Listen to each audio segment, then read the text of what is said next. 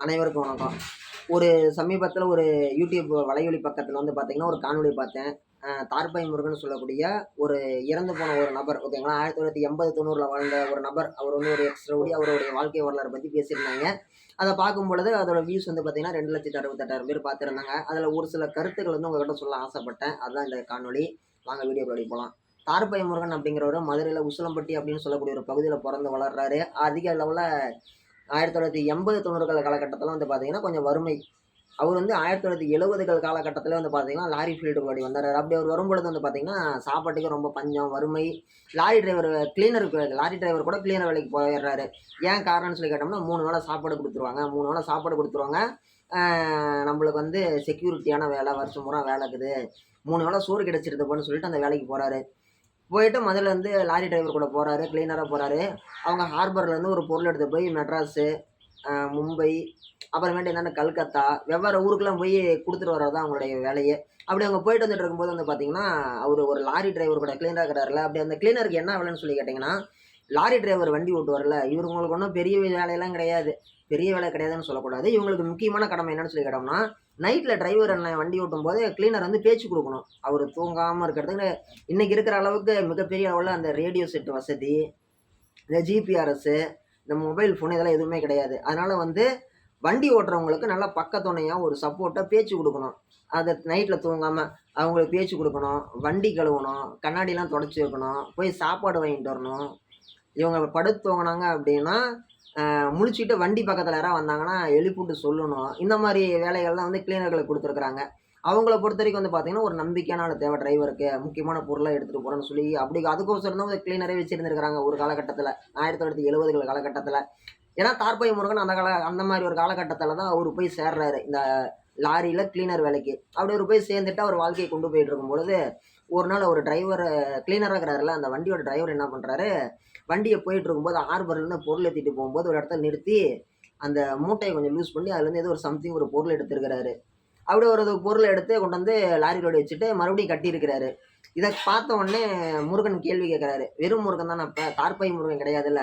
முருகன் கேட்கிறாரு, "அண்ணே என்னண்ணே இது? இந்த மாரி எடுக்குறீங்க. என்னண்ணே தப்பு இல்லையாண்ணே?" அப்படின்னு கேட்கும்பொழுது, "இதெல்லாம் என்னய்யா தப்பு? இதெல்லாம் தப்பா? இதெல்லாம் ஒண்ணும் தப்பு இல்ல போ. இது லாரி நம்ப போகுது. நான் ஒரு சின்ன டப்பா எடுத்தா உனக்கு என்ன போகுது? யாருக்கு என்ன போகுது? விக்கிறவனும் கோடீஸ்வரன், வாங்குறவனும் கோடீஸ்வரன். நான் கூலிக்காரன். நான் ஒரு டப்பா எடுக்கக்கூடாதுன்னு" சொல்லி கேட்டிருக்கிறாரு. இதுதான் வந்து பார்த்தீங்கன்னா, தார்பாய் முருகனோட வாழ்க்கையில வெறும் முருகனா இருந்தாலும், தார்பாய் முருகனா மாறுறதுக்கு ஒரு ஒரு சின்ன ஒரு பேசிக் வித்திட்ட ஒரு இடம், ஒரு விதை போட்ட இடம் அப்படிங்கிறது இதுதான். இத பார்த்த உடனே தார்பாய் முருகனுக்கு ஒரு ஆசை வந்துருச்சு. சரி ஓகே, நாமளும் இத பண்ணலாமே. நம்ம அண்ணனே இத பண்றாரு, தம்பி பண்ணக்கூடாதுன்னு சொல்லிட்டு என்ன பண்றாரு, அதே மாரி அவரும் அடுத்த நாள் வேற ஒரு லாரியில வரும்போது, அதே டிரைவர் கூட அடுத்த நாள் வேற ஒரு லோடு மறுபடியும் அடுத்த லோடு வரும்போது என்ன பண்றாரு, அவரு ஒரு பொட்டி எடுத்தா, இவரு என்ன பண்றாரு, "அண்ணா பின்னால பாருண்ணே, கவுரு நீங்க சரியா கட்டல. நான் போய் கட்டிட்டு வரேண்ணே" அப்படின்னு சொல்லியிருக்கிறாரு. இவரு என்ன பண்ணிக்கிறாரு, சரிப்பா போய் கட்டுப்பான்னு இருக்கிறாரு. இவரு உடனே கட்டு கட்டுற மாரி என்ன பண்ணிக்கிறாரு, கொஞ்சம் லூஸ் விட்டு சம்திங் லாரிக்கு கட்டு போட்டு கட்டுறதுங்கிறது சாதாரண விஷயம் கிடையாது. பெரிய விஷயம். அந்த காலகட்டத்தில ஏதோ இவருக்கு எடுக்கிறதுக்கு ஆஃபர் கிடைச்சிருக்குது. வாய்ப்பு கிடைச்சிருக்குது. ஒரு சின்ன புட்டி 2 எடுக்கிறது அளவுக்கு ஏதோ கேப்ல எங்கேயோ கிடைச்சிருக்குது. என்ன காரணம்னு சரியா தெரியல. இன்னைக்கு நம்ம வந்து ஒரு டாடா ஏசிக்கு தார்பாய் போட்டு கட்டுனோம்னாலே கட்ட ஓப்பன் பண்ணி எடுக்க முடியாது. அப்படிங்கும்போது இவரு எப்படி லாரிலருந்து கட்ட அவுத்து எடுத்தாருன்னு தெரியல. இவருக்கான வாய்ப்பு கிடைச்சப்ப என்ன பண்ணிக்கிறாரு, ஒரு 2 ஒரு கம்ப்யூட்டர் சிஸ்டம் சம்மந்தப்பட்ட ஒரு மென்பொருள் தொடர்புடைய ஒரு பாக்ஸ் எடுத்து தூக்கி போட்டுருக்கிறாரு. தூக்கி போட்டு தூக்கி போட்டோனே இவருக்கு தெரியும்ல தார்பாய் முருகனுக்கு வந்துடுறாரு. வந்துட்டு என்ன பண்ணிக்கிறாரு, தனியா டிரைவர் அண்ணன விட்டுட்டு தனியா வேலையெல்லாம் முடிச்சுட்டு தனியா வந்து அந்த பாக்ஸ எடுத்துட்டு போய் வித்துருக்கிறாரு கள்ளச்சந்தையில. தெரிஞ்ச ஆளுங்க மூலியமா. இந்த மாரி அண்ணன்ட்ட சொல்லிறாதீங்க அப்படின்னு சொல்லிட்டு. அது வந்து ஒரு மிகப்பெரிய ஒரு பணம் அப்படிங்கிறது வந்திருக்குது. இவருங்க 1 வருஷம் வேலைக்கு போனா கூட வராத காசு அப்படிங்கிறது அந்த 2 பாக்ஸ திருடி வித்ததுல அவருக்கு வந்திருக்குது. அத பார்த்த உடனே இவருக்கு வந்து உடனே ஒரு சந்தோஷமான சந்தோஷம். உடனே அடுத்த நாள் டிரைவர் அண்ணன்கிட்ட போறாரு. "அண்ணா இந்த மாரி நான் வந்து வேலைக்கு வரலண்ணே. நான் வேலைய விட்டு நின்னுக்கிறேன்" அப்படின்னு சொல்லிட்டு கிளீனர் வேலைய விட்டு வந்துட்டாரு. வந்துட்டு அந்த பணத்தெல்லாம் கொஞ்சம் கொஞ்சமா செலவு பண்றாரு. செலவு பண்ணி முடிச்ச வாட்டி வேற வழி இல்ல. செலவுக்கு காசு வேணுங்கிறப்ப என்ன பண்றாரு, மறுபடியும் கிளீனரா போக அவர் மனசு ஏத்துக்கல. கிளீனரா போக அவர் மனசு ஏத்துக்கல. உடனே என்ன பண்றாரு, நம்ம தான் அந்த திருடி தான பணம் எடுத்தோம். நம்ம அத திருடியே எடுத்துக்கலாம் என்ன பண்றாரு, அந்த காலகட்டங்கள்ல வந்து பார்த்தீங்கன்னா, இன்னைக்கு இருக்கிற மாரி 4 வழிச்சாலை, 2 வழிச்சாலைலாம் கிடையாது. சிங்கிள் வே ரோடு தான். ரோடெல்லாம் ஒண்ணும் பார்த்தீங்கன்னா, ஹைவேவே வராத காலகட்டம். நெடுஞ்சாலையே இல்லாத ஒரு காலகட்டம். டோல்கேட் கிடையாது, ஒண்ணும் கிடையாது. ரோடு ஒன்றும் அவ்வளோ பர்ஃபெக்டாலாம் இருக்காது. கொஞ்சம் ஒரு சில இடத்துல குண்டும் குழியும் இருக்கும். பெரும்பாலான சாலைகள்ல வந்து பார்த்தோம்னா மரங்கள் இருக்கும். இவரு மரத்து மேல போய் இருக்கிறது. மரத்து மேல இருந்துட்டு எந்தெந்த லாரி வருதோ, அ எதுல எடுக்கிறதுக்கு வாய்ப்பு இருக்குதோ, எடுத்து ஒவ்வொரு பாக்ஸ் 2, 2 பாக்ஸ் எடுத்து இது பண்றது. ஒரு கட்டத்துக்கு மேல போயிட்டு என்ன ஆகுது, இவரால வந்து தனியா பிசினஸ் பண்ண முடியல.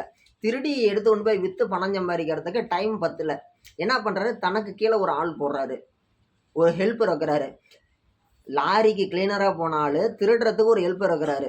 வச்சுட்டு அந்த பையனுக்கு ட்ரைனிங் குடுத்து, இப்படிதான் மரத்துல ஏறணும், இப்படிதான் லாரி வரும்போது குதிக்கணும், இந்த டைம்ல குதிச்சோம்னா தெரிவிக்காது, இந்த இடத்துல குதிக்கணும், இந்த இடத்துல லாரி ஸ்லோவா போகும், இந்த மரத்து மேல ஏறு அப்படின்னு சொல்லி அனைத்து ரூட்டுமே போட்டு குடுத்து, ஒரு திருடன் இன்னொரு திருடனுக்கு பயிற்சி குடுக்குறான். பயிற்சி குடுத்தவாட்டி பணம் எடுக்குறாங்க. அந்த பொட்டி எடுக்குறாங்க, சம்பாரிக்கிறாங்க. பங்கு பிரிக்கும்போது 2 பேத்துக்கு சண்டை வருது. தார்பாய் முருகனுக்கும், அவர் கீழ இருக்கிற ஹெல்ப்பருக்கும். "என்னாண்ணே நீ ஐடியா தானே சொல்ற, நான் தானே உள்ள இறங்கி திருடுறேன், எனக்கு தான் ரிஸ்க் அதிகம். மாட்டுனா உட்டுருவாங்களா? கொன்னு புடுவாங்க.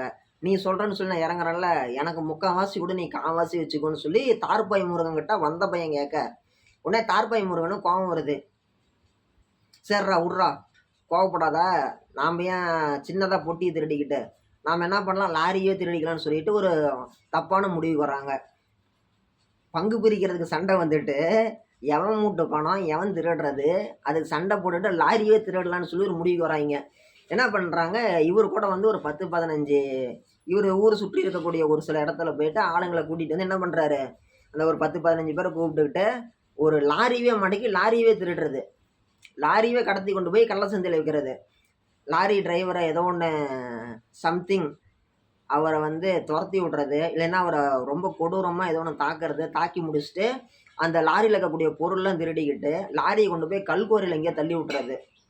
இதுல என்ன ஒரு விஷயம்னு சொல்லி கேட்டீங்கன்னா, சம்மந்தப்பட்ட அந்த லாரி ஓனர் போய் போலீஸ்ல கம்ப்ளைண்ட் குடுத்தா, யாருமே எடுக்க முடியாது. எடுத்து இன்வெஸ்டிகேஷன் பண்ண முடியாது. என்ன காரணம்னு சொல்லி கேட்டீங்க அப்படின்னா, இப்ப லாரியில வந்து இப்போ ஒரு உதாரணத்துக்கு எந்த ஊர்ல ஒரு தப்பு நடந்தாலும், அந்த ஊர் எல்லைக்குட்பட்ட காவல் நிலையம் இருக்கும். இந்த ஏரியாவுக்குள்ள வரைக்கும் தான் நாங்க வந்து இன்வெஸ்டிகேஷன் பண்ணுவோம். நீங்க அந்த இடத்துல தப்பு நடந்துச்சுன்னா, அந்த ஏரியா போலீஸ்ட்ட தான் போய் சொல்லணும். இப்ப வந்து ஒரு உதாரணத்துக்கு, நீங்க எக்மோர்லனா, எக்மோர் ஸ்டேஷன்ல தான் கம்ப்ளைண்ட் பண்ணணும். அதே மாரி வடசென்னைனா, வடசென்னையில இருக்கிற போலீஸ்ல தான் கம்ப்ளைண்ட் பண்ணணும். அப்படின்னு சொல்லி ஒரு லிமிட்டேஷன் வச்சிருப்பாங்க. அப்படி இருக்கும் பொழுது, இவங்க வந்து பார்த்தீங்கன்னா, வண்டி கிளம்புனது ஹார்பர்ல. போக வேண்டிய இடம் சென்னையில. ஓகேங்களா? தூத்துக்குடியிலருந்து சென்னைக்கு போகணும். போற வழியில டிரைவர் வந்து தாக்கப்பட்ட இடம் ஒரு இடம்.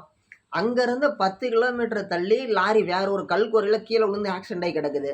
அப்படிங்கும் பொழுது, எதுக்குமே சம்மந்தம் இல்லாம இங்க 10 கிலோமீட்டர் தள்ளி ஒரு போலீஸ் ஸ்டேஷனு, அங்கருந்து 10 கிலோமீட்டர் தள்ளி ஒரு போலீஸ் ஸ்டேஷனு. யாராலயுமே இன்வெஸ்டிகேஷன் பண்ணி ஒரு சரியான ஒரு முடிவு எடுக்க முடியல. என்ன காரணம்? அன்னைக்கு சிசிடிவி கிடையாது.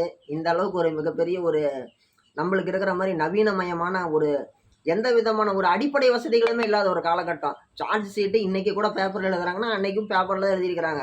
எந்த விதமான ஒரு அடிப்படை வசதிகளுமே இல்லாதனால, இவர் நல்லா செல்வ செழிப்போட ஒரு 40க்கும் மேற்பட்ட லாரிகள திருடி, மிகப்பெரிய அளவுல பணங்கள் அப்படிங்கிறத சம்பாரிச்சுட்டு இருந்திருக்கிறாரு.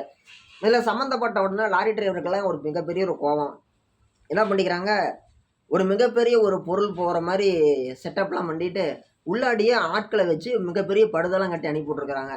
இந்த மாரியே வந்து பார்த்தோம்னா, இது தெரியாத தார்பாய் முருகன் ஒரு பெரிய லாரியில சரக்கு வருது அப்படிங்கவும், பிரிச்சு உள்ளாடி இறங்கியிருக்கிறாரு. பார்த்தா உள்ளாடி மிகப்பெரிய ரவுடிகள் இருந்திருக்கிறாங்க.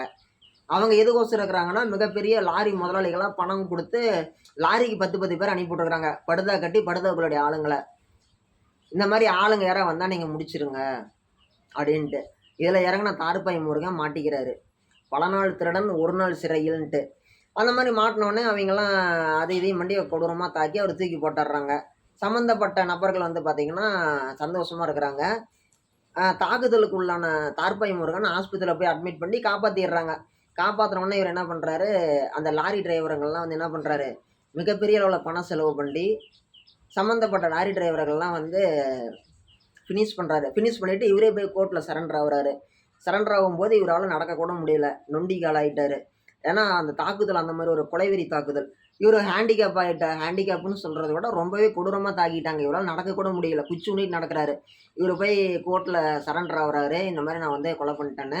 உடனே ஜட்ஜ் ஐயா கேட்குறாரு, "ஏய்யா இந்த மாரி எவனோ பண்ண தப்புக்கு நீ ஏன்யா பணம் வாங்கிட்டு வர? இதெல்லாம் உன்னையெல்லாம் நான் குற்றவாளியா ஏத்துக்க மாட்டேன் போயாங்கிறாரு." அப்பதான் முருகன் அப்படிங்கிற ஆளு தார்பாய் முருகன்ற அந்த பேரே வெளியில வருது. இந்த மாதிரி நான் தான் தார்பாய் முருகன். இந்த மாதிரி என் வாழ்க்கை ஆரம்பிச்சிச்சு. இத்தனை கொடூரமான சம்பவங்கள் நான் பண்ணியிருக்கிறேன். இதுதான் என்னுடைய வாழ்க்கை. என்ன தாக்குன ஆளுங்கள நான் பதிலுக்கு ஒரு 11 பேர கொலை பண்ணியிருக்கிறேன். கூலிப்படை வச்சு. இத தப்பெல்லாம் நான் தான் பண்ணேன்னு சொல்லி உண்மைய ஒத்துக்கிறாரு. ஒரு பக்கம் ஜட்ஜுக்கு என்னடான்னா, இவனே வந்து வலின்னா ஒத்துக்கிட்டான். இப்படி அவன் வந்து சொல்லியிருந்தா இந்த மாரி விஷயம் இருந்ததே நம்மளுக்கு தெரியாது. அதனால கருணை அடிப்படையில இந்த ஆள 8 வருஷம் ஜெயில்ல போடுறாங்க. இவன் உள்ளாடி போயிட்டு 4 வருஷத்துல நன்னடத்தையில வெளியில வந்துர்றாரு. ஒரு சில ஆண்டுகள்ல அவரே வயசாகி இறக்கறதுக்கு முன்னாடி பைத்தியம் பிடிச்சு போய் இறந்து போறாரு. ஏன்னா, இவருக்கு ஒரு மனநோய் மாரி வந்துருச்சு. தனக்கு தானே பேசிக்கிறாரு. வூட்ட வூட்ட அவரே ரோட்ல அப்படியே நடந்து அப்படியே ரோட்டையும் சுத்தி வருவாராம். அப்படியே இருந்தவர கொண்டு வந்து அவிங்க குடும்ப தலைவங்க வூட்ல வச்சு அடைச்சு வச்சிருக்கிறாங்க.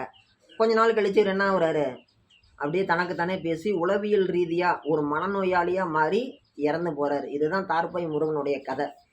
இதுலருந்து தெரிஞ்சுக்க வேண்டிய விஷயம் என்னன்னு சொல்லி கேட்டோம்னா, ஒருத்தன் வந்து சேர்ந்து இருக்கக்கூடிய இடத்துல வந்து பார்த்தீங்கன்னா, நல்லது நடந்துச்சுன்னா, அவரோட வாழ்க்கை நல்ல விதமா போகும்.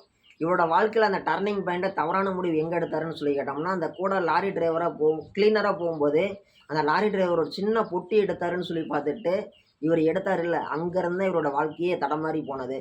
இந்த இவருடைய வாழ்க்கையிலருந்து நம்ம தெரிஞ்சுக்க வேண்டிய கருத்து என்னன்னு சொல்லி கேட்டோம்னா, அடுத்தவன் பொருளுக்கு ஆசையே படக்கூடாது.